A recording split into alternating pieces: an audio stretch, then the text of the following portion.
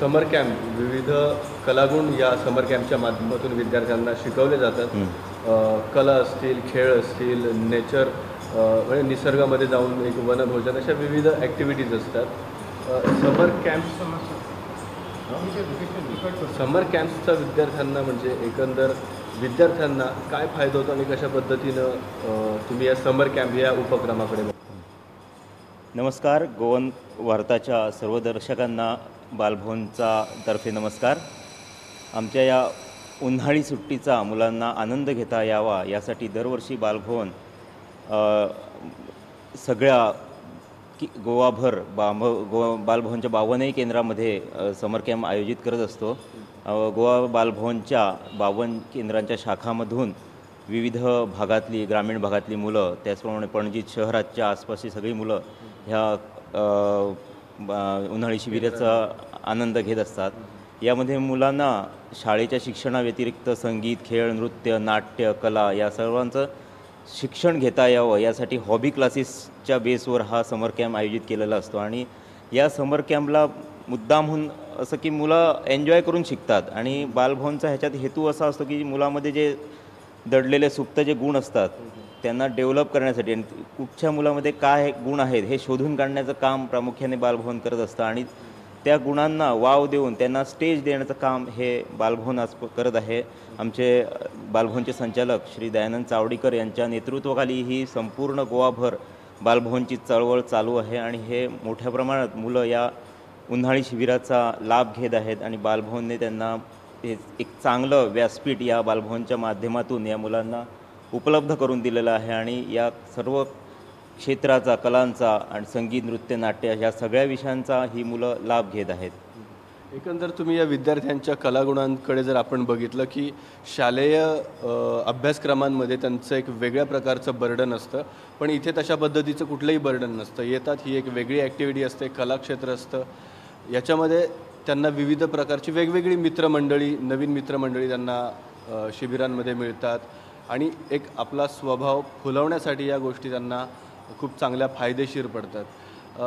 विद्यार्थ्यांच्या दृष्टिकोनातून तुम्ही तुमच्या विद्यार्थ्यांचं कसं ॲनालिसिस कराल की कशा पद्धतीनं विद्यार्थी ह्या गोष्टींचा चांगल्या पद्धतीनं फायदा किंवा एक त्यांना फायदा होतो या गोष्टींचा? बालभवनचा मुळात हेतू आणि उद्दिष्ट असं आहे की दबावरहित शिक्षण आणि पुस्तकं, दप्तराशिवाय शिक्षण अशा प्रकारचा हा हेतू आहे बालभवनचा. आणि या ठिकाणी जी मुलं येतात ती आपल्याला जे आवडतं ते शिक्षण घेण्यासाठी या उद्देशानं आलेली असतात. त्याच्यात शाळेच्या शिक्षणाचा किंवा सिलेबसचा असा डोक्यात विषय ठेवून येत नाही. नंतर जी मुलं चांगली शिकतात किंवा डेव्हलप होतात बालभवनमध्ये, आपल्या कला, एखादा तबला चांगला वाजवत असेल, एखादा हार्मोनियम चांगला वाजवत असेल किंवा नृत्याच्या ह्याच्यात एखादा चांगला असेल, तर त्याच्यासाठी नंतर गांधर्व महाविद्यालयातर्फे या मुलांना पुढचं शिक्षण घेण्यासाठी अभ्यासक्रमाची व्यवस्था केली आहे. दरवर्षाला एक परीक्षा अशी गांधर्व महाविद्यालयातर्फे आमच्या बालभवनात घेतल्या जातात.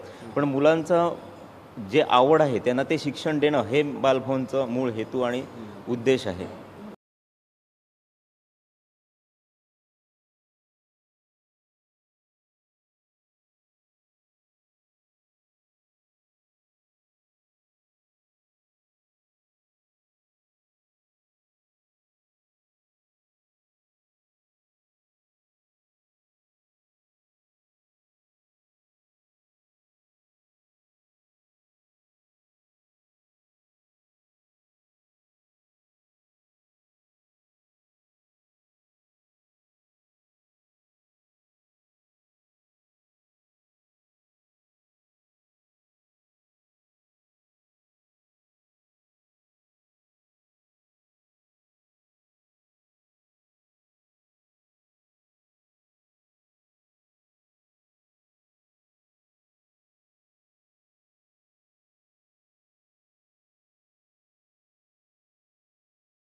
कार्यक्रम असतात, विविध कलागुण शिकवले जातात विद्यार्थ्यांना. अशातीलच एक कलागुण म्हणजे नृत्य शिकवण्यासाठी आपल्याबरोबर नावेलकर मॅडम आहेत. विद्यार्थ्यांना समर कॅम्प्समध्ये त्या नृत्य शिकवतात. मॅम, तुमचं पूर्ण नाव काय? माझं नाव चैत्रा जयेश नावेलकर. मी ते भरतनाट्यम टीचर म्हणून काम करते. अच्छा.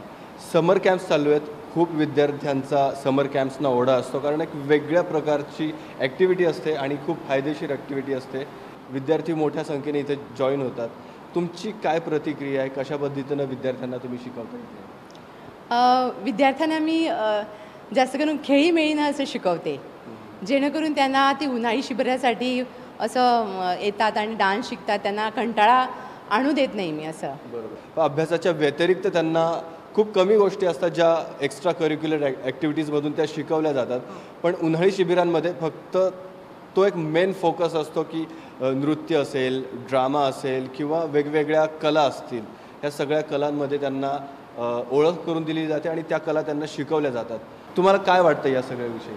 मला असं छान वाटतं की त्यांना शिकवताना वगैरे, कारण त्या वर्षभर अभ्यास करून त्यांना ते डोक्यावरचं ओझं जरा इकडे हलकं करायचं असतं ना, त्यामुळे डान्स केल्याने मला वाटतं त्यांना जरा बरं वाटतं असं. विद्यार्थी कुठल्या कुठल्या वयोगटातील तुमच्याकडे इथे क्लासेस घेण्यासाठी येतात? माझ्याकडे आता सकाळच्या वयोगटात 5 ते 8 पर्यंत आणि संध्याकाळच्या वयोगटात 9 ते 16 वर्ष असं ह्या वयोगटाप्रमाणे मुलं येतात. हो. विद्यार्थ्यांचा कसा रिस्पॉन्स आहे एकंदर? हो, विद्यार्थ्यांचा एकंदर छान रिस्पॉन्स आहे. हो, छोटी मुलं पण एन्जॉय करतात, ह्या मोठ्या मुली पण एन्जॉय करतात.